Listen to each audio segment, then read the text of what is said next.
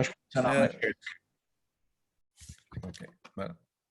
Continue, okay. Le, jien ukoll għandi dokument quddiem ukoll ġifieri nista' nsegħek.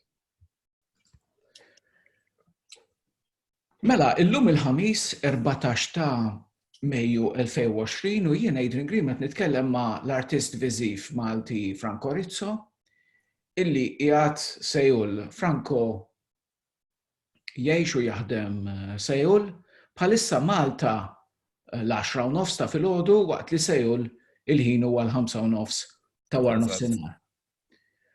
L-għonet Franco nixtieq nirringrazzjak tal-opportunità li tajtna li u lil dawk kollha involuti fid-diploma fil-letteratura Maltija biex nitkellmu dwar dan il-proġett importanti li għadek kemm ippreżentajt fil-pubbliku. Din id-diskussjoni qed nagħmluha fil-kuntest taqsima studju li għandna, ta' kors li għandna fih dan id-diploma dwar il-letteratura Maltija li parzjalment nistgħu nsejħula kosmopolita jew postmoderna jew postnazzjonali li bdiet tinkiteb fl-aħħar ta' snin design f'Malta minn Emanuel Mifsud Henry Holland Law biex ngħidu hekk. Dan huwa video mużikali illi inti ħdimt fuqu illi fih tippreżenta il-kanzunetta Fomm ir-Riħ tal-Brikkuni mill-aħħar album tagħhom Il-ħajja il-mewt in-nisa. Issa, il-video nidejtuh fuq l-internet fid-9 ta' Mejju u r-reazzjoni mingħajr eżaġerazzjoni ta' xejn kienet pożittiva immens, kienet verament pożittiva. Kemm minn dawk li ilhom is-snin issa jsegwu l-vjaġġ artistiku tal-Brikkuni u kemm minn dawk li ifittxu il-kanzunetta iktar konvenzjonali, iktar tad-daqna speċi, iktar pop Malti konvenzjonali. Inti kont diġà qed f'waħda mill-kitbiet tiegħek fi żmien li ħareġ il-video illi għalik il-Brikkuni biex ngħidlek taw ħajja ġdida lill-kanzunetta popolari Maltija. Ma ħanibdew minnek. L-għonet kemm ilek Sejul u għaliex mort tgħix u taħdem hemmhekk? Jiena Sejul qabel xejn jiena ġa tlajt hawnhekk darbtejn qabel fuq holiday. Ħanerġa' niftakar. Settembru tal-2018, mbagħad rġajt tlajt bej April Mejju tal-2019. U mbagħad tlajt għal kollox Settembru tas-sena l-oħra basically tal-2019. Le, xhur hemmhekk. Issa ili 8 xhur kważi 9. U le, ir-raġuni li tlajt hawnhekk jiena bdejt nistudja l-Korean daqs sentejn ilu u kull ma bħala bniedem jien meta nidħol għal xi ħaġa nidħol naqra bir-reqq għaliha. U again bdejt nistudja Korean ħabba l-films Koreani, niftakar kont qed nara ħafna films Koreani u dejjem naffaxxina ruħi bis-soċjetà u ġili nibda nara l-film u minflok naħseb fuq l-istorja nibda nara stra dak il-post, stra min jaf kif inhu, nibda jiġini dak il-kurżità. U fl-aħħar tajta għamilt xahar f'Settembru tal-2018. U niftakarni meta kont hemmhekk ngħid istra bil-qiegħda fil-metro u ngħid okej, xi misni nagħmel illum, isni qed ngħix hemm bażikament, jew isek pereżempju fil-karozza intu sejr lejn l-università jew x'imkien u qed taħseb okej xi misni llum il-ġurnata rrid nixtri dik u l-oħra. U nħsakt għax kienet nasal għaliha kienet feeling ġdid. U jiena attwalment kien ili 7 snin li rrid noħroġ minn Malta, dejjem naħseb biex noħroġ minn Malta. U rġajt, ħanerġa' nipprova mmur u nara u l-istess feeling ħajkerġa' jkolli. Rġajt lajt ġo Sejul, darba kont lajt ma' sħabi, u bil-challenges kollha li ġabet dak il-vjaġġ meta tlajt ma' sħabi, xorta ħassejtni il-mod kif naġixxi Malta, il-mod kif naġixxi hawn differenti, ħafna differenti. U bad daqshekk meta rġajt ġejt lura ħassejt li Malta kif naqbad ngħidlek. Naf li ħadd nista' ma' ħarxa, xebbatni Malta, xebbatni mhux għax jiena ma xebbanix il-postijiet, għax ġili nibda ngħid nixtieq pereżempju nerġa' mmur il-Birgu jew il-Belt. Xebbani mill-lat ta' mentalità, xebbani mill-lat anka ta' tieħi l-qalb li hemm man-nies. Kif naqbad ngħidlek? Naf li qed nista' ma aħrax u ma jiena xtaqt immur ġo post fej irrid noħroġ minn dak l-ambitu u nerġa' nsib dik l-enerġija fiha nnifsi. Tantu hekk illi nibża ħafna nerġa' niġi lura Marta. Jekk nerġa' niġi lura Marta nerġa' nitlef issu dik l-enerġija li sissa għadni għaddej biha. Avvolja b'dil-sitwazzjoni li tal-coronavirus kollox, għax għad għandi enerġija ngħid ibqa' aħdem, ibqa' kompli sejrek, tifhem. Vera tħalt fil-personali, jekk ma nafx issa. Le, ma importanti ħafna l-għażla li għamilt inti li tagħmel dan il-video Malti u tipproduċih f'sejol f'xenarju Korean u bil-sottotitli jew bil-kalligrafija insomma Koreana, eċetera, hija għażla personali ħafna le wkoll. Personali, u anke kif naqbad ngħidlek, għax tant kelli jiena oriġinarjament l-idea kienet ma nafx sa ħanaqbeż fuq xi mistoqsijiet oħra. Le, imma jiena kif ejja nieħdu it-traġett li ħadu l-Brikkuni. It-traġett li ħadu l-Brikkuni bdew illi taw kif meta qedlek taw il-ħajja ġdida il-kanzunetta Maltija. Għax l-ewwel darba li ħarġu kienu l-isem tal-band kien jaqbel ħafna mat-tip ta' diski li kienu qed joħorġu, illi kien hemm dak is-sens ta' nisim qarbin li qed jitiku lin-nies. Pereżempju, semmew niftakar kollu suġġettiv meta jsemmu lil-Lajli Montezin u jsemmu il-ħafna personaġġi Maltin. Imbagħad kull ma beda jmur isu il-ħoss immatura u kif qed tgħid int saru iktar introspettivi.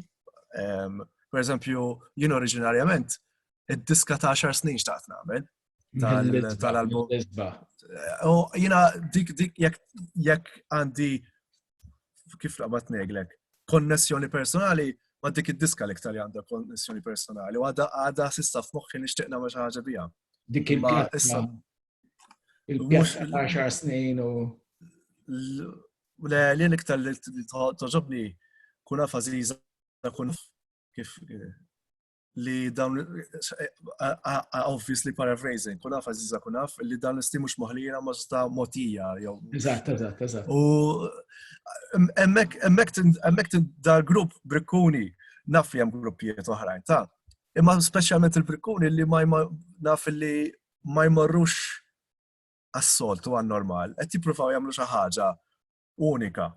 U Mario stess qal f'intervista oħra, ma nafx tiġi pubblikata, ma qal li il-gruppijiet Maltin mhux kważi mingħajr ma jridu jagħmlu kompromess. Jew ħajsegwu viżjoni artistika unika. Imma mid-banda l-oħra mbagħad ma jagħmlux ħlieh. Jew kellha they don't do the compromise. U Brikkuni kif kif naqbad ngħidlek bil-perfezzjonijiet kollha tagħhom baqgħu jagħmlu dik il-ħaġa. U again kif per eżempju anke issa vera qed insemmu post Fommirri, imma aħna għandna dil-ħab ta' Malta wkoll. Illi la Fommirri ħalor bil-forsi hemm qed nidħaq għax qed niftakar il-kumment ta' Norman Lowell.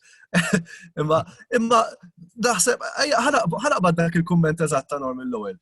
Aħna għandna dil-ħaġa Malta. Jekk xi ħaġa saret Malta, allura bil-fors iridu nagħmlu music video Malta. So to speak. Issa jiena bdejt nipprova nbiddel l-affarijiet mill-disk actually tal-Bila. Da huwa grupp ieħor il-Bila li huwa pop punk, mhux punk, sorry, huwa iktar punk u aggressiv, imma ħarġu EP vera interessanti fej jitkellmu fuq il-leġendi Maltin, imma fuq ħoss iktar rock. U jiena għamilt il-music video tagħhom tal-Bellija. U jiena l-istorja tal-Bellija, all right, nafa, u biddilta b'tali mod li ftaħt aktar, illi it made it, illi kważi per eżempju jiena aktar bdew jgħidu l-interessanti f'dak il-video, għalu li isu qed nara d-ring. Minħabba l-fatt illi the ring. Illi il-fatt li bdew jaraw il-bjar, illi l-bellijat toħroġ mill-bjar. Għalu l-istradi isni qed nara the ring. Minn hawnhekk in-nies Koreani hekk bdew jgħidu, qed tifhem. Hemmhekk forsi at the back of my mind qed all right, forsi I'm onto something hawnhekk. U bat allura bdejt nipprova nsib infittex mod kif ma nillokkalet il-kelma skuża naf localize. I don't want to localize a lot. U dik il-ħaża ta' localization rajta ssir ħafna dal-aħħar 8 snin.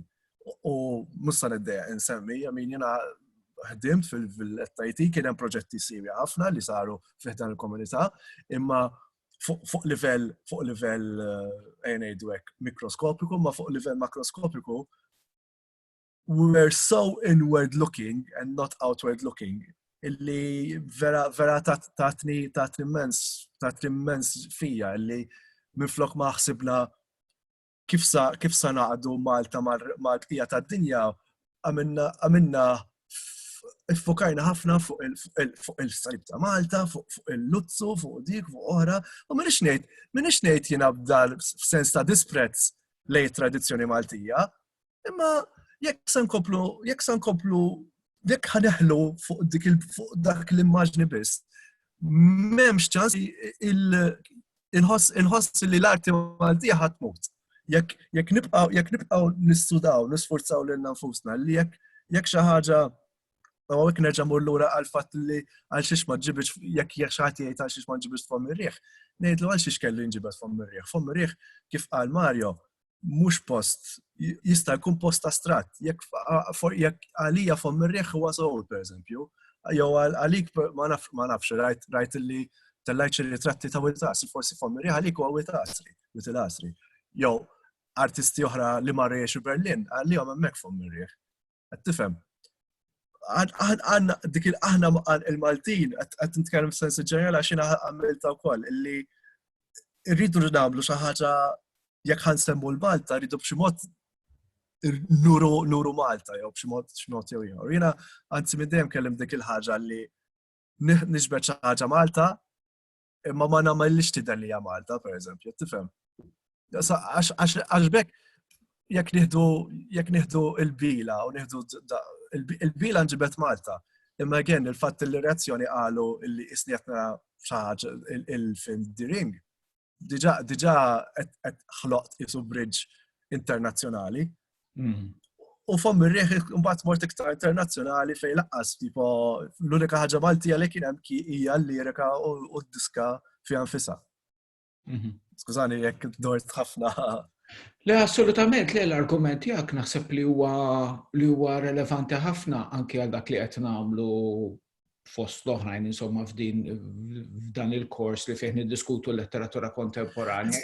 Niddiskutu awturi bħal Antoine Cassari, Manuel Mifsud, illi huma jiktbu il-poeżiji tagħhom għax jinnagħlem il-parti tal-poeżija ma nistgħu nitkellmu l-istess ħaġa fuq in-novelli u fuq ir-romanzi. Le, jiena pereżempju li Manuel Mifsud minn meta kont kif naqbad jekk nieħu l-influenzi tiegħi fuq tastes Maltin biex niftehmu minn Manuel Mifsud kont naqrah, Giuseppe Stagno kont naqrah, anka Alex Vellagera, jina iktar fuq novelli kont milli fuq poeziji. Imma jekk ridu, għax kont qed naħseb illum fil-fatt qabel dil-intervista li bdejt innota li hemm aktar ċans li xogħol letterarju Malti jiġi translated, bdejt innota ħafna milli kanzunetta pop Maltija imkanta bl-Ingliż tirna xiela ngħid jien to cross over the Mediterranean biex tifhem, tifhem. U għaliex taħseb li hu hekk? Għax il-kanzunetta Maltija bl-Ingliż ma toffri xejn li huwa interessanti għall-udjenza globali, speċi globali anglofona ovvjament. Ħanejduha kif inhi. Jiena mhux sa naqqas xejn mit-talent ta' min biex għax dik ħafna jaħsbu meta titkellem mod kritiku taħseb qed twaqqalhom xogħolhom. Jiena bħala nies li naf, Maltin naf kemm il-lat tal-pop u kemm il-lat tal-alternattiva. U ma naħseb l-unika ħaġa li taqadhom ħafna hija frustrazzjoni li qed jippruvaw frustrazzjoni that they both trying to do their best in their own terms. Issa il-ħaġa tal-pop Malti mkanta bl-Ingliż hija diffiċli għax għandek kompetizzjoni kbira u forsi iva nasal ngħid li ma nħoss li waqt qed jitini xejn ġdid qed tifhem. Tipo again, mingħajr ma nnaqqas il-mertu tagħhom għax jagħmluh xogħolhom. Il-ħoss smajnieh diġà qed tifhem, imma il-ħoss ta' Brikkuni fejn qatt smajnieh, fejn qatt semgħuh nies Koreani, qed tifhem. Allura naħseb ta' min illi il-focus nimx immexxu iktar fuq affarijiet li mhux qed nisimgħu tas-soltu. Again, ħanerġa' nsemmi il-bila, mhux il-bila biss. Jiena pereżempju ħdimt ma' gruppijiet oħrajn, ma' artist elettroniku Malti, il-mużika elettronika li ħirġa minn Malta għandek iktar ċans.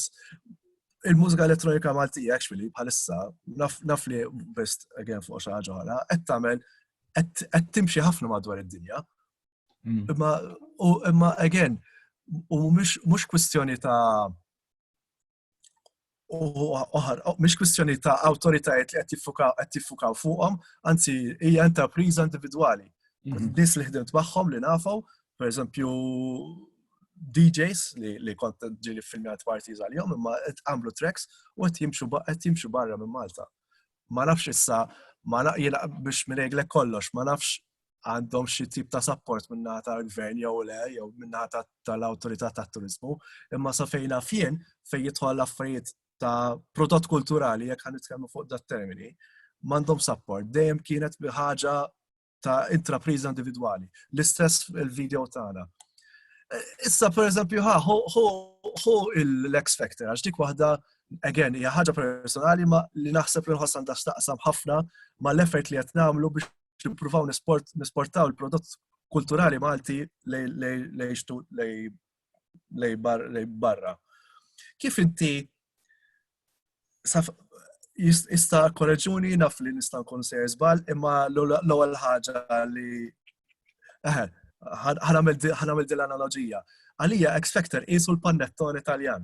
Il-panettone Taljan jiġifieri għandek kaxxa kbira verament sabiħa u tgħid illustra min jax frieħ dal-panettone mela. Meta bad tiftaħ il-kaxxa ssib il-panettone jkun iżgħar mill-kaxxa, iżgħar sew mill-kaxxa. Issa xi xed nagħmel dal-analoġija għax X Factor again mingħajr ma nnaqqas il-bertu tal-production team li jagħmlu show mill-isbaħ, filming tajjeb. U ċert, avolja rajt ftit clips l-emmolaw. Imma kif inti mbagħad il-persuna li tirbaħ ħatibgħat għall-Eurovision. Mela skużani, x'kont kienet ħieġa. Possibbli illi mawx platforms oħra li tista' tesporta l-prodott kulturali Malti? Possibbli Eurovision għad għandna dil-fissazzjoni li nirbħu l-Eurovision? One insija li għad ħanirbħu l-Eurovision. Forsi tlajna sa' post, sa' tilet post, granted, okay. Imma m'hemmx ċans li nirbħuh. I mean, speċjalment jekk ħanibqgħu noffru l-istess tip ta' ovvjament hemm imbagħad kwestjoni ġeopolitika oħra. Imma jekk ħanibqgħu noffru l-istess tip ta' pop mingħajr ma nagħtu xi ħaġa ġdida. Għal xejn, u naħseb anke jekk toffri xi ħaġa alternattiv. Anzi, iktar ma tmur ma tgwow overboard iktar jagħmlu bjom il-kanzunetti il-Eurovision. Imma again, l-Eurovision, it is what it is. It is trash. I mean, okay, it's entertainment. Jekk jogħġbok well and good, go for it. Imma naħseb Malta għaddejja minn fatig kbir li tant qed nofqu fuq dak biss. L-artisti oħra li ħaqhom aktar mertu u aktar investiment qed jaqtaw qalbhom li qatt ikomplu x'ismu. Issa, again, naħseb il-fatt li aħna jien u l-Brikkuni ħdimna dal-video hekk tat forsi leħħa ta' dawn li forsi forsi b'xi mod qatt hemm fej nagħmlu. Again, ma rridx la rrid inneffaħ rasi. U anzi Mario, ringrazzjah għax dejjem jgħidli dejjem iżomm li rasi fuq għax jiena personally tista' jekk mhux Brikkuni biss issa naħseb fuq gruppijiet oħra li stan I put out there bil-riżorsi limitati ħafna li għandi jien. Again, sorry. Franco, spiegħalna ftit, inti sejju x'qed tagħmel qed taħdem fil-qasam tal-videos mużikali? Jew tal-arti viżiva b'mod ġenerali, m'hemmx għalfejn tidħol f'dettalji, mhux daqshekk, imma biex idea biss. Mela bħalissa iktar qed nipprova nespand il-portfolio tiegħi. Pereżempju fejn qabel qatt ma kont neditja vlogs. U dal-aħħar video li tellajt issa kun fuq żeffina partikolari. Fil-fatt l-għod ma bdejt huma fuq dance videos. U kemm jista' jkun anzi minflok ma niddireġi, nippreferi nsib xi ħadd li jiddireġini. Allura qiegħed fuq dak l-ambitu. Qed nipprova nsib mod kif tkun iktar kollaborazzjoni milli jien nkun xi kaptan jew xi ħadd ikun kaptan. U meta jkollok direttur ieħor jew direttriċi oħra, inti x'tagħmel imbagħad tagħmel montaġġ jew editing? Ħansema jiena kelli biċċa xogħol ma' Zeffina, għamlet dil-biċċa xogħol ba' gruppi żaff ta' Zeffina oħra kien fuq diska pop bit-tema tal-Joker. U Zeffina iridet tipo ibdit il-reġin ta' glisma, ħuħsib li ġib dal-moviment u dal-moviment. U jina t-tila, ok, jek nġbet jek u għek tajjeb, bat għajk li ġbet u bat naraw. F'da sens, u bat tegli tajjeb. Allora, inħosni jizid fuq l-istess livell li hija għandha dil-viżjoni, jien għandi dil-viżjoni u nexxieli bat naqadhom flimkien. U dik qed kollaborazzjoni milli inti kif il-kaptan biss speċi. Eżatt. Dejjem għaglek kompli anzi. Anka sa l-aħħar biċċa xogħol l-istess għaluli kun komdu għattilhom ħajja nifhimni hawnhekk. Imbagħad dejjem norihom kuntenti missija xi ħaġa jgħidu li tajjeb ħafna. U dak is-sens ta' kollaborazzjoni dejjem. Kurzita, jien kont insaqsik fuq il-relazzjoni tiegħek mal-K-pop u għaliex mort jekk mortx sejwel minħabba l-K-pop. Minħabba il-kanzunet. Għax xej. I mean, nista' ngħidlek kumment fuq il-K-pop huwa jekk ħan nitkellmu fuq l-ambitu jekk qed naħseb għax naqa' comparison stramp ma naħseb relevanti għal ħaġa li għamilt jien għax ejja noqisuh esperiment. Għax il-K-pop irnexxielu avolja huwa mkanta bil-Koranix irnexxielu jaqsam il-barriera tal-lingwa li fil-fatt hemm miljuni ta' nies, mhux qed ngħid li aħna ħanilħu miljuni Malta, anyway, ma il-fatt li leħħaq miljuni ta' nies u avolja jiġi mkantat bil-Korean. Xi ħaġa għamlu tajjeb hawnhekk, qed tifhem. Imma dak mill-aspett tekniku għax il-K-pop huwa naqra hot topic ukoll għax apart għax l-industrija naqra kif naqbad ngħidlek iebsa u xi kultant ftit doġi. Jien iktar mort hawnhekk again fis-sens b'mod personali għax inħossni iktar komżon, inħossni iktar enerġetiku u inspirat. U wkoll aktar ħabba mill-fatt illi ħabba l-films l-iktar, il-films. Jekk nsemmu film partikolari reċenti u fil-fatt rġajt mort rajtu s-sinema sawwek huwa Parasite. Parasite l-istess, Parasite rebaħ l-Oscar rebaħ Oscar, tifhem. Ħaġa straordinarja. Ma again, anke jekk tieħu temi ta' Parasite, ma temi li qegħdin madwar id-dinja kollha. Forsi jiena hawnhekk il-Korea forsi jidhru aktar fil-beraħ oħra ħaġa interessanti li jagħmlu Korea illi ma jiddequx u anke meta nitkellem ma' fans tal-K-drama u tal-K-pop, l-iktar tal-K-drama li fid-drama hawnhekk ma jiddequx jgħaddu kumment fuq sitwazzjoni politika laqqas.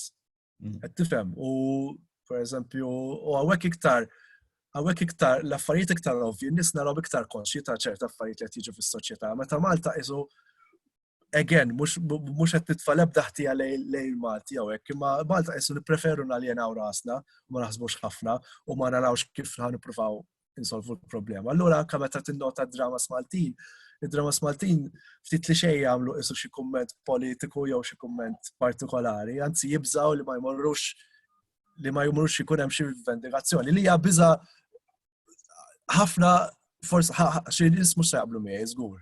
Illi jiena ngħid li hija biża' raġonevoli li meta għall-aħħar stejt xi ħaġa tagħmel anke jekk tagħmel kumment ma tkunx qed tagħmel xejn. Ara fil-lat ta' satira okej, ngħadduha, ma again I don't feel we're pushing much and we don't push much mhux għal kwistjoni li n-nies mhumiex lesti għalih, illi hemm biża' li titlef il-qligħ. Hija biża' ġustifika. Li d-dar li tixrob minnha. Eżatt. Ħalliha però jekk nitkellmu fuq xogħlijiet letterari, Repubblika Immakolata, dik ukoll xogħol. Again għandi ftit bajs għax għamilt it-trailer jien ukoll imma meta bdejt kull darba nara il-player ma qatt ma nixba' minnha dik il-play għax naħseb waħda mill-unika plays li ipprovat tistaqsi xi jfisser li tkun Malti f'da żminijiet jekk qed nitkellmu vera fuq post xogħol post nazzjonali. Kemm qed indur is-affarijiet skużani. La xejn. Il-fatt illi inti titkellem bil-Korean għamel differenza? Tagħmel differenza ħafna għax hawnhekk l-ewwel nies japprezzaw ħafna għax l-Ingliż hawnhekk il-mod kif jiġi mgħallem huwa naqra Ingliż diffiċli, it's business English. Mhux allura jisibuha bitqila li jippruvaw jagħmlu konverzazzjonijiet. Imma again dik ħaġa li qed tinbidel bil-mod il-mod għax issa ħafna riżorsi fejn jistgħu jitalmu l-Ingliż b'mod ta' conversation. Plus li anke qed imorru jistudjaw barra l-Ingliż ukoll. Imma again il-fatt li tkun taf xi ħaġa Korean japprezzaw ħafna. Japprezzaw ħafna tipo tista' they let their guard down billi jgħidu bl-Ingliż. Mhux il-maġġor parti ma mhux dejjem, imma at least li kollok dik kif naqbad ngħidlek. Li kollok dak l-iskiltejn ħafna li tkun kapaċi titkellem il-lingwa tal-kultura li sejjer tgħix fiha, tifhem. Tagħmel differenza. Kif għażiltu il-kanzunetta Fommi min għażilha? Franco, inti, Mario, iddiskutejtuha u x'kienet ir-raġuni li għażiltu dik?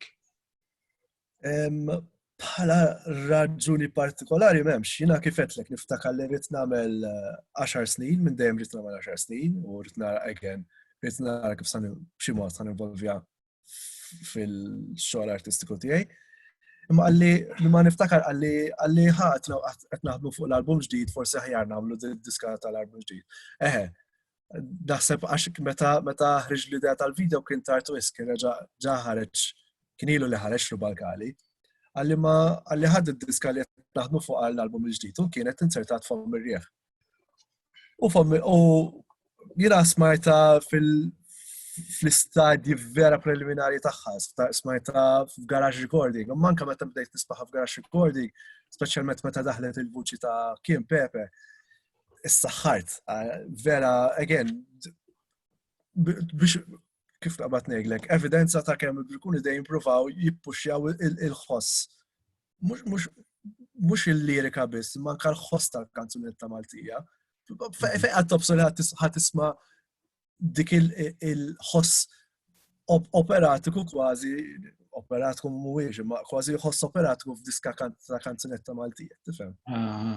il-vuċi bħala kważi strument mużikali, ġifieri. Mela. U vera għandha dil-vuċi operistika speċi, imma fl-istess kien vera isa strument speċi. Kważi jekk ħana naqdwa ma' 10 snin, jekk ħan nitkellmu fuq diska li qalbi, komplet għax kim tinstama' fiha wkoll 10 snin. Imma komplew jiżviluppaw dak il-ħoss fil-fatt. U dik, u bat familji, u bat bdejt nitkellem isma' għatlu kombinazzjoni jiena l-ewwel oriġinarjament kelli ġbet il-music video April-Mejju tal-2019. Imma peress li kont ma' sħabi għaddihom music video, ħallija però mbagħad fl-aħħar ġurnata li ma kont soul, kont posti ieħor jgħidu l-Pusan iktar lejn il-barqiet. U ġbit, kien hemm ġi xi ħadd miegħi u ġbit madwar il-belt u ġbit ukoll ċerta postijiet. Ġifieri kien hemm ċertu ideat u hekk. Imma mbagħad ovvjament kif jgħidu bl-Ingliż life happened u tfajta naqra kif naqbad fil-ġemba fil-ġemp dal-proġett. U mbagħad ħdimt fuq il-timeline ngħidlek minn issa, il-timeline kapaxi mhux tajba, ma naf li niftakarni naħdem fuq il-music video ieħor, ma nafx mhux fuq tnejn jew fuq wieħed. Imma l-music video ieħor naħseb fuq wieħed li kien tal-Velts, grupp jismu Velts, għad-diska tagħhom Mother xi ħaġa. Le, Breastfeed kien jisimha. U mbagħad rġajt lajt u reġa' kellimni isma' Franco li jekk jiena baqgħet again at the back of my mind dik id-diska. U reġa' kellimnija li nistgħu nagħmlu li fommirieħ ħestax għawek fejn ibilna jienu Mario, li fommirieħ ħestax mhux jista' jkun mhux il-bajja li nafuha, il-bajja nafuha, okay, granted, issa kif sa naqbdu we abstract the place to something more relatable. Skużani tal-Ingliż. Imma dik hemmhekk fejn qbilna tnejn li aħna. Issa Mario oriġinalment qal li well parted lovers reunite. Jiena meta tkellimta mal-atturi qedhom għamlu aktar tagħkom għax jiena hawnhekk jiena segwejt il-parir ta' ċerta diretturi tal-films magħrufin li qalu xi kultant l-aħjar li tidħol fl-esperjenza personali tiegħek tax tħoss tifhem. U hawnhekk ħassejtni ħafna ħanidħol fil-personali. Jien ħassejtni ħafna ma bdejtx inħossni iktar Malti, bdejt inħossni iktar internazzjonali, so to speak. Jiena il-biological makeup tiegħi tibqa' Malti, familja Maltija, well and good, imma mbagħad pereżempju fejn jitlu ċerta ħsibijiet u mhux waħdi biss. Fejn jitlu il-ħsibijiet u l-mentalità hija iktar internazzjonali.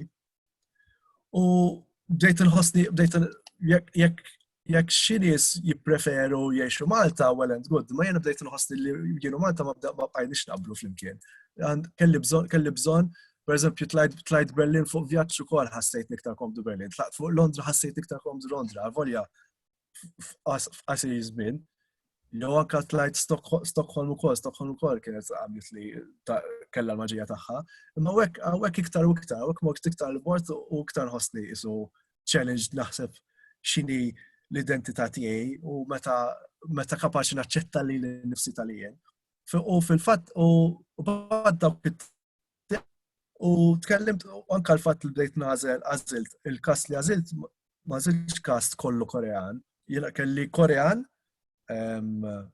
wieħed nofsu Russu nofsu Korean, u waħda li twildet il-Korean ma ġiet adottata l-Amerika, u oħra African American illi again bejn nitkellmu fuq livell personali qalet ħafna li kemm l-Amerika kemm hawnhekk li titħoss ħafna ċerta kwistjonijiet ta' identità. U jiena dik affaxxinatni ħafna. U allura fil-video rrid nagħmel mhux biss il-kwistjoni, mhux biss it's not a question of a longing for someone illi inti qed timmissja xi ħadd fiżiku, ma anke qed timmissja dik iċ-ċertu inner peace ngħidu aħna, avolja nistama' issa ftit mistiku. Illi tħossok komdu bik innifsek. Tifhem, tiġix minn Malta, tiġix minn Korea.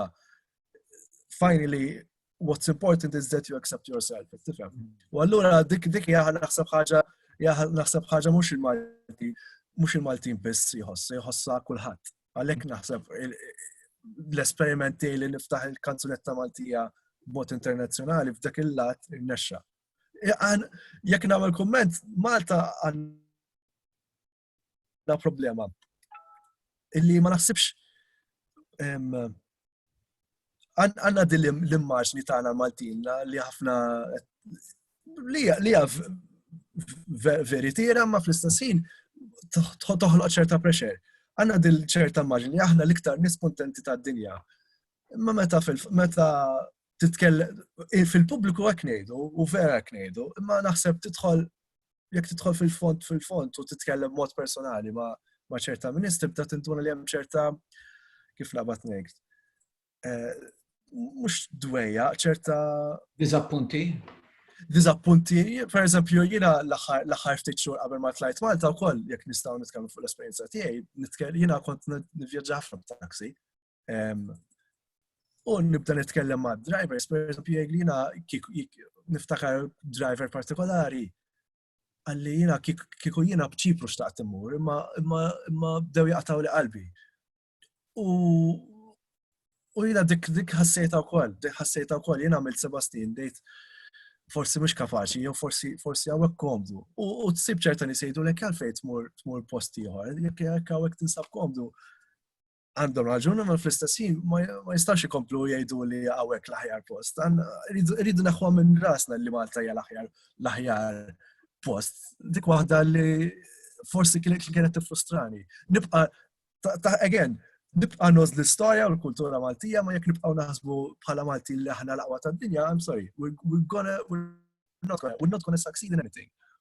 Dik kumment personali. Imma again, minħabba dak il-fatt jiena xtaqt niftaħ iktar ix-xogħol Malti b'mod iktar internazzjonali. U l-fatt li ħadna dik id-kwistjoni tal-identità ta' xi ħadd li ta' xi membru ta' familja qed timmissja, ta' xi mħabba illi kellek u tixtieq terġa' tikkonnettija magħha. Dik hija dawn huma kollha aspetti universali iktar milli huma aspetti Maltin biss. L-influenza fuqek bħala artist viżiv. Naħseb tiddefinixxi lilek innifsek bħala artist viżiv, le? Għaddi minni meta jibdiet ċerta mhux qed ngħidha b'sens ta' false modesty, vera jien stess ma ħossni artist. Jiena ġast inħossni jew meta jgħidu li filmmaker, jiena ġast inħossni nesprimi ruħi b'mod viżiv. I mean, qed ngħix ħajja ta' artist ta' żmien l-2800 li jmorru ġo Pariġi jgħixu bl-inqas risorsi possibbli, imma jien nixtieq inkompli ġast nagħti xogħol viżiv dak kollox nista' ngħid. Bħala influenza skużani. Bħala influenza xitta saqsini.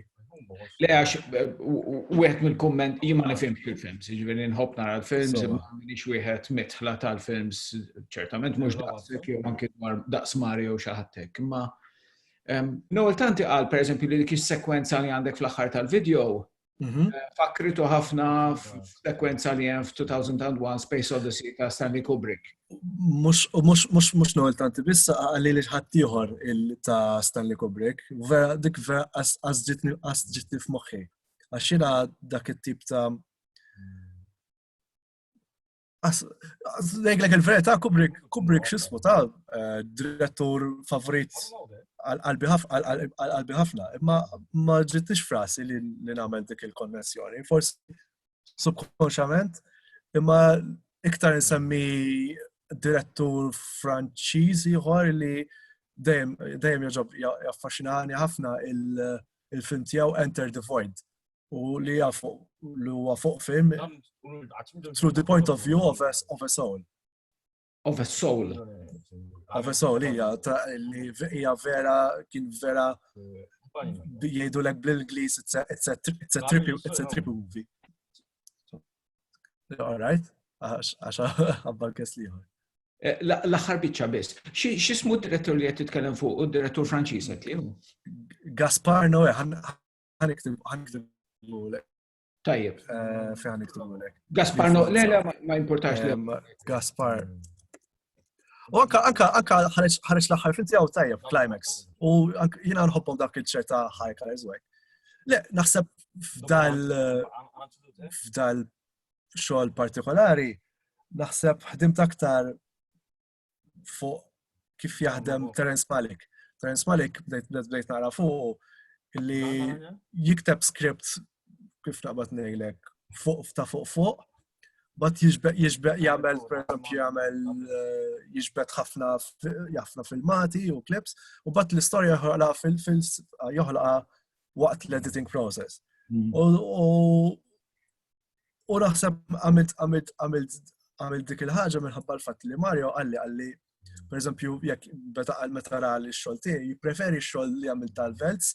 Il-tal-Velz huwa aktar kif naqbad ngħid, astrat u aktar, per eżempju, provajt inkisser l-image. Tal-bila provajt insegwi noħloq storja, għalli preferi iktar meta tkun iktar astrat. Ora żammejt dik frasi u ħarbiex ftit, per eżempju, jiena għandi bżonn nagħmel biex noħloq motiv narrattiv tal-ittri. L-ittri issa ħafna minnhom nifhimha li ħafna minnhom jaħsbu ħajdu li dixi love letter jgħidu, ma mhux bil-forsi love letter. Per eżempju, l-attur Korean jien qedtilhom l-ewwel qedtilhom l-attur, qedtilhom għamlu l-ittri tagħkom. So, ġifieri waħda per eżempju l-attriċi Afrikan-Amerikana għajt li qed niftakar fuq minn xi xaddejt. L-attur Korean għalli din l-ittra li qed nċif minn familja tiegħi pereżempju. Allura dak is-sens anke pereżempju l-fatt li waħda mill-ittri tara miktuba Malta inħalli fidej l-udjenza toħloq l-istorja tagħha, tifhem. Dik pereżempju u il-tema ta' imorru ta' vjaġġ li tgħaddej minn vjaġġ li qed tissib lek innifsek issib il xi ħadd. Fil-fatt hemm ċerta kif naqbad naħseb l-ewwel biċċiet huwa ġewwa Subway. Mbagħad postijiet kif naqbad ngħidlek. Dawk konna qed nitkellmu fuq il-motivs. U pereżempju il-motivs tas-city lights li inti fl-aħħar daw qed iħosshom etiż ġo tal-post li qed jgħixu fih huma folja hija kultura mhux il-kultura tagħhom stess to begin with, tifhem. U bat l-istorja qatta fil-proċess ta' waqt l-editing. U l-proċess ta' waqt l-editing ħdibt ħafna by association. Illi per eżempju anka per eżempju jekk naħseb eżempju minnhom li ħdimt ħafna by association huwa meta tara l-attur ta' xaru twila tara d-del tiegħu u mbagħad tajt fuq u qed imdawar ħafna dwar. U dik kważi visual joke li dak id-del kollu kien ġej minn dak mhux jiġi, kien ġej minn dak il-lampi biss. Dak is-sens għamilt ċertu association u anke pereżempju għamilt isu meċkat fej l-ewwel tara dal-raġel Korean li bes il-beretta ħamra fil-moment isu jidur f'daqqa u jsir ir-raġel ta' xaru twila bil-kappell. U le, naf minn dejjem illi meta smajt il-sint tal-outro illi ma stajtx inkompli nżomm fuq immaġni normali, qed tifhem dak is-sint tal-outro isu kważi ħassejtu kif naqbad ngħidlek. Jekk nieħdu l-aħħar kliem, l-aħħar strofa li jgħid Mario, żomm jaw il-sir. Funnily enough, dawk il-kliem they freed him up. again, interpretazzjoni personalità kważi jekk inti tibqa' jsir ta' xatt li tħobb l-iktar moment li tħossok free. Tħossok vera free bijek innifsek mal-persuna l-oħra, mal-persuna li tħobb. U għalhekk naħseb dik il-ħaġa li dak użajt dak il-ħafna dak l-esplużjonijiet ta' kuluri isu avolja hemm ħafna ġen u hekk ma fl-istess ħin it's freeing. Anka niftaħar li id-direzzjoni li tajthom l-atturi kienet li jħossok kemm jista' jkun liberi. Anka jekk jħossom qed jiġġennu jew xi ħaġa, ġust tagħtix kasu isnu, qed tifhem. Sekwenza inkredibbli, ġifieri f'daqqa waħda għalija l-video jieħu żvolta mhux mistennija, ma żvolta li bħal kanzunetta f'daqqa waħda ikkaxkrek miegħu il-video, ġifieri hemmhekk u qatt ma anke emozjonalment, speċi tħossok li hemm esperjenza li qed tkaxkrek magħha, li qed toħdok magħha. U naħseb li din hija problema kbira fil-kanzunetta u f'ħafna mill-produzzjonijiet artistiċi tagħna f'Malta illi m'għandhomx din il-maġija. Din il-kanzunetta partikolari u ħafna mix-xogħol tal-Brikkuni għandu dan ix-xogħol tal-Brikkuni għandu din il-maġija u naħseb inti rnexxielek tikkrea maġija imma li ma tippruvax tirreplika il-kanzunetta, inti tinterpreta l-kanzunetta, inti toħloq fil-fema tiegħi narrattiva parallela li tmiss mal-kanzunetta, imma inti toħloq lingwaġġ ieħor għax m'intix qed taħdem bil-kliem u bil-vuċi, inti qed taħdem bil-viżwal. Le jiena għalhekk fil-dak iktar tard għedlek iktar tard semmejtlek dik il-frustrazzjoni tiegħi illi ħanibqgħu nużaw l-istess is-salib Malti, il-lozzu l-pastizzju u x'naffiera, għalxiex qed nibqgħu nħarsu fina nfusna, fejn nibqgħu mhux fina nfusna, inward looking.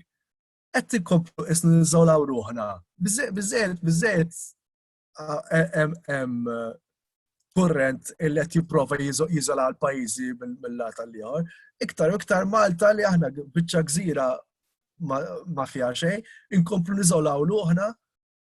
Meta fil-Malt jekk ninsemmu fuq il-kwistjoni ta' jekk insemmu t-tema ta' kosmopolitana, naħseb Malta iktar bid-densità ta' nies li jtgħix fiha. Malta iktar kosmopolitana issa milli Seoul. Seoul jekk mhux kosmopolitana daqskemm jaħsbu n-nies. Imma jekk hemm ċertu postijiet, pereżempju, hemm ċertu distretti huma kosmopolitani. Għandek il-distrett finanzjarju, il-distrett ta' Gangnam, jekk tiftakar diska Gangnam Style, mort fil-fatt hemm il-monument għalih dak ta' Gangnam Style, imma Gangnam Style, mhux Gangnam Style.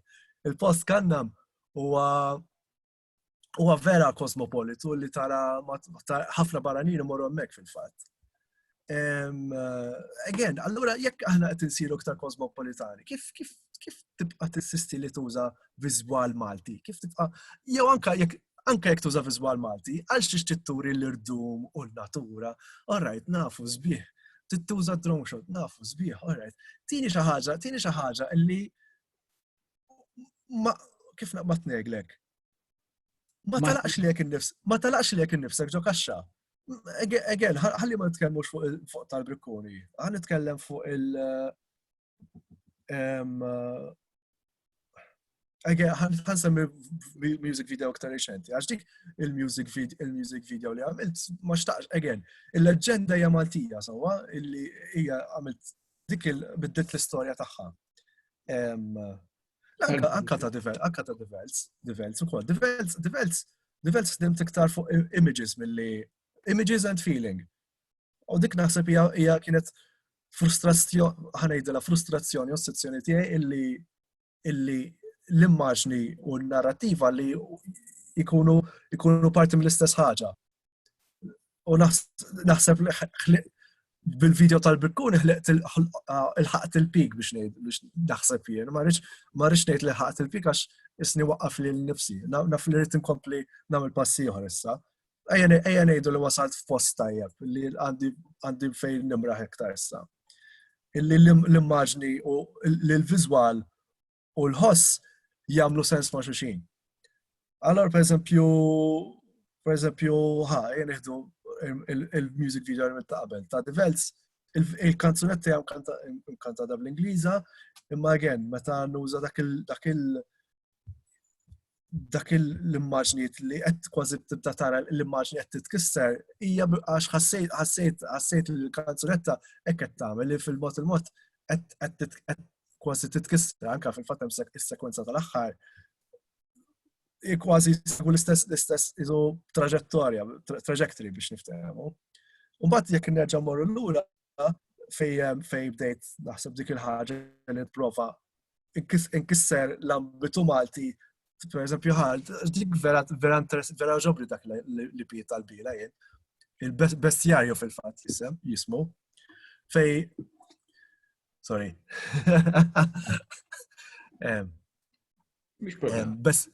Bestjarju jismu il-lipi. U bestjarju ma qabdu il-gawgaw, il-ħares. Le, ħares fuq lipi il-gawgaw, il-billija. U ma mostri leġendari Maltin. Imma, il-fatt li għamlu il-ħoss, użaw il-ħoss punk, il-post-grunge, vera taħtom dimensjoni ġdida dawn l-leġendi Maltin. Mela, jiena ħana mill-istess. U l-video tal-bellija ma miltix fil-fatt biddilt l-istoria, li ma miltix li l-bellija mostru. Il-bellija kapaċi kienet mara illi atlet għax għalu li kienet saħħarja u xi ħaġa tas-satanizmu biex nagħmilha. Jiena mort f'dik il-vena tal-horror dak iż-żmien, xtaqt nagħmel mużika horror. Music video horror. Esperiment li nnexxa f'ċertu ambitu u falla f'affarijiet oħra. Imma again, dak jiena il-ħossni gburi bih il-video għax ma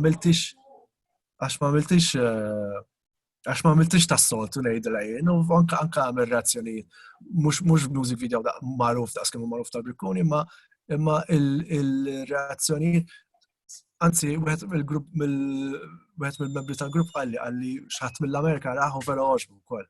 U dak terġgħu tajt il-kanzunetta ma kellix sottotitoli bl-Ingliż. Anzi, l-unika titli bl-Ingliż li kien hemm huma biex nispjega l-istorja bażikament. Imma biex xaħat mill-Amerika għal oġbu tajjeb, allura isni għaddej f'direzzjoni tajba. U jiena manka jien dil-frustrazzjoni ta' viżwal u narrativa minn dejjem frustrazzjoni kbira Maltija fl-arti fejn jidħol il-films u d-drama tat-televiżjoni minn dejjem ħafna nies ħadu għalihom bi kbir meta qed l-esperjenza tiegħi illi jiena t-teknika all right mor tajjeb imma bħala mill-lat ta' storja għadna batuti ħafna Malta illi okej, mussa ngħid tarawha mhux dawn id-dramas televiżivi, imma mussa joffru xi ħaġa daqs li kieku rajt. Pereżempju, jekk ħansem nerġgħu issa nsemmu il-post l-atmosfera tal-Korea. Il-Korea għandhom id-dramas li qed isegwu barra mill-Korea. Mela għal xi ħaħna għandi naqra kważi ma rridx inkun diżilluż laqqas għax aħna għandna potenzjal Malta li noħolqu dak it-tip ta' xogħol li jaqsam l-ibħra. U li kunet ngħaddi kumment ma naqbilx miegħek li il-problem li aħna qed meta naraw pereżempju reklami, aħna bir-reklami huma fuq place li naqbel miegħek 100% li mhux qed jgħidu xejn ġdid li huma hemmhekk just to get bumps on seats u min iddereġihom u produċihom jammettija li just bump on seats imma jiddispjaċili. Il-kultura ma taħdimx biss bil-bumps on seats. Da jekk pereżempju Londra hemm musical ta' Phantom of the Opera, daqstant ieħor jien irid nara xogħol ġdid jiġi produċut. Malta hemm xogħol ġdid jiġi produċut, imma again il-budget tant huwa iffukat ħafna fuq xogħol illi mhux se jagħti xejn lura. illi kważi, per eżempju, again, jina l-axħar xogħol li rajt Malta, Repubblika Immakolata, kelmitni ħafna, per eżempju, fl-aspett ta' x'jamilna Maltin. Id-dram ta' Simon Spiteri, jena nibqa' anka naħseb dik ukoll naħseb kienet influenza minn Armaridet ukoll id-dram ta' Simon Spiteri. Il-problema li hemm Malta hemm talent sew jekk pop, sew jekk alternattiv, sew jekk kummerċjali, sew jekk mhux kummerċjali, imma l-effort l-iktar li ponta supajja huma lej il-bosses, mhux in-nies li jaħdmu fih dan l-awtoritajiet, imma min qiegħed fuq, illi qed jiffukaw qed jagħmlu ħafna effort fuq xogħol illi qed ikisser mhux qed ikisser il-kultura Maltija għalija. Jiena dik parti minn raġuni oħra, jien ma rridx avolja ma rridx niġi lura Malta bl-ebda mod possibbli, imma fejn nista' inkompli inxerred il-prodott kulturali Malta nippruvaħ. Anka dik kienet parti mill-ambizzjoni tiegħi kollu. Franco, naħseb li dak ikun minn perfett għall-intervista. Jiddispeċini tort għamilt ħafna ċrik u hekk ta' ma kien interessanti ħafna u irnexxielek tolqot ħafna aspetti ma billi tintegrom fl-imkien u mhux titkellem fuq jiena fuq il-video, fuq il-globalizzazzjoni tal-lokal, fuq Sejol, fuq il-kanzuni bil-Malti. Daw ma trattajtomx b'mod separat minn xulxin, imma naħseb li ta' viżjoni artistika, speċi mhux sempliċement weġibt mistoqsijiet separati minn xulxin. Kemm xi ħaġa forsi li rrittejt tal-aħħar qabel ma nagħlqu? Le, jiena l-ewwel nirringrazzjak ukoll tal-opportunità. Ħaġa nixtieq ngħid in-nies jżommu ftit lura mis-superlattiva għax nitqgħod nħossni jiena ftit overwhelmed. Le, il-bqija ħudu ħsieb f'di sitwazzjoni, naf li hemm nies li mhux qed jagħtu każ imma kemm jista' jkun għatu każ ta' xulxin, ħudu ħsieb xulxin. Il-bqija taqtawx qalbkom. Nawgura wkoll l-istudenti biex jagħmlu xogħol mill-isbaħ u nispera li din kienet sirja lihom ukoll. Le, il-bqija looking forward issa għal-proġett li jmiss u jalla jkun iktar ta' suċċess waqt li nibqgħu nżommu rasna fuq rasna. Sajna mal-art, eżatt. Le, ma l-istanejt kontent li għamilt, dan għajjen nishtiqni mux qed nwaqqa l-valur tiegħu, ma jenidu kien esperiment li nexxa sew. U nixtieq inkompli nixtieq nerġa' nirrepetih u d-darba b'riżorsi aħjar.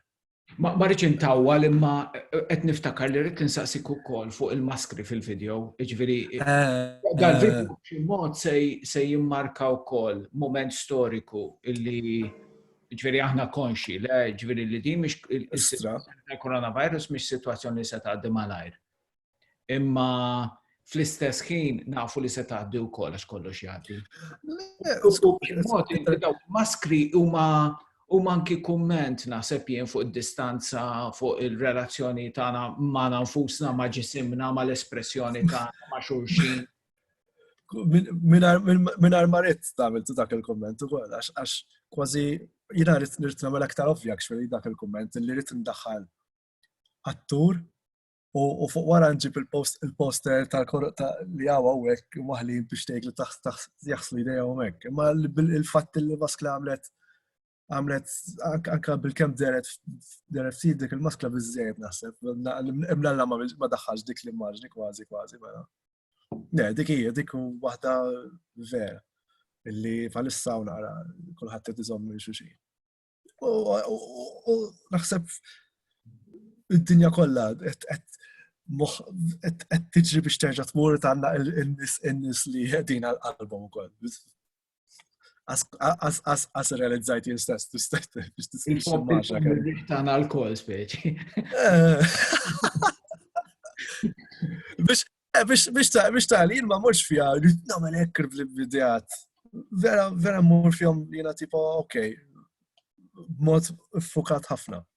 Anzi, tajb li kelli diskursat, għax it-tina naqra konfidenza fejn nifsi. Proset immens, Franco, grazzi immensament ta' xogħol li għamilt, tal-esperjenza mill-isbaħ li tajtna u kull darba li naraw il-video inġarbu l-esperjenza verament speċjali u kull darba differenti, le? U grazzi immens ta' xogħol tiegħek u nispera li din mhijiex l-aħħar konverzazzjoni tiegħek ma' artisti oħrajn u ma' akademiċi oħrajn u ma' nies f'Malta li huma interessati fix-xogħol tiegħek u illi qed iħarsu anke lejn dak li qed tagħmel inti biex isibu it-triq tagħhom, it-triq artistika tagħhom, it-triq tal-analiżi tagħhom, it-triq tal-kitba tagħhom li rejt, mux jien ma wittejt l-ebda triq kienet ġatem, just għalek għed nisma għatax album. Il-triq hija ġatem, ġastem ostakli u mover ostakli kbar, jina kelli opportunità li noħroġ mill-ostaklu tiegħi, sa forsi l-ostakli ta' ħadd ieħor mhux l-istess bħal tiegħi. Le, anzi bil-qalb kollha nixtieq jiena fejn nista' anke jekk ikolli xi opportunità niddejġi xi video pop again ma mhux għal-luogo komune li jgħidu li kif jgħidu t-Taljanu. Imma biex ma naqta' qalb ħadd, it-triq ġa qiegħda hemm, ġast ma qtawx qalbhom, forsi mhux qiegħda fil-viċinanza, forsi qiegħda ftit iktar bot. Le, u l-bqija nilħeġġeġ ukoll l-studenti tal-letteratura ifittxu iktar gruppijiet Maltin alternattiva għax hemm gruppijiet li vera jagħmlu affarijiet tajbin mhux biss bil-mużika bil-lingwa Ingliża ma anke bil-lingwa Maltija. Mux biex, it's not a plugging, imma nsi kifet neglek, nista' nsemmilek bestjarju l-bila, mux sa' jkun album għal kulħadd, imma l-fatt li qabdu jiena nibqa' nżu dak klipi, il-fatt li qabdu il-leġendi Maltin u taw dak il-laqta pop. Bat hemm Ġendi Band li qabel kienu magħruf nsejx kienu magħrufa bħalissa. Imma il-fatt li huma nisa pop bank li vera għandhom huma ħafna anke l-fatt li semmeħ Ġendi Band biżżejjed li qed jagħmlu tours kienu sa jagħmlu tour l-Ingilterra, Ġendi Band. The Velds, Brikkuni, Dune, Bizibilio. Fit-show naf l-gruppijiet li ma semmejx teħdux għalikom, please, anzi huma validi daqsam ukoll, Barbark Disco li wkoll qed titmaħħu, jew ukoll. Fas Ħaniż ukoll. Malt, jekk ġast nitlob kont tifukawx biss fuq li huwa dak li huwa ħafna tlellix u hekk bħal. Again, dan qed ngħidu bl-ikbar rispett lejha, ma nistax nifukaw biss fuq Ira Losko u fuq Michela u fuq Kristabel. Again, dak għandhom it-talent tagħhom, ma jistax jiena ma nafx inkanta, Alla ħares inkanta bħal Kristabel. Però hemm artisti oħra li qed jaqalgħu f'idhom biex joħolqu xogħol uniku u jekk inkomplu ma nagħtux kasom we are going to self-sabotage ourselves basically. And that's it, mhux nkompli ngħid iktar. Grazzi Franco u l-ħidma tajba. Grazzi Adrian u l-ħidma tajba lilkom ukoll u żommu safe. Grazzi ħafna. Ciao ciao. Ta' xejn, ciao ciao.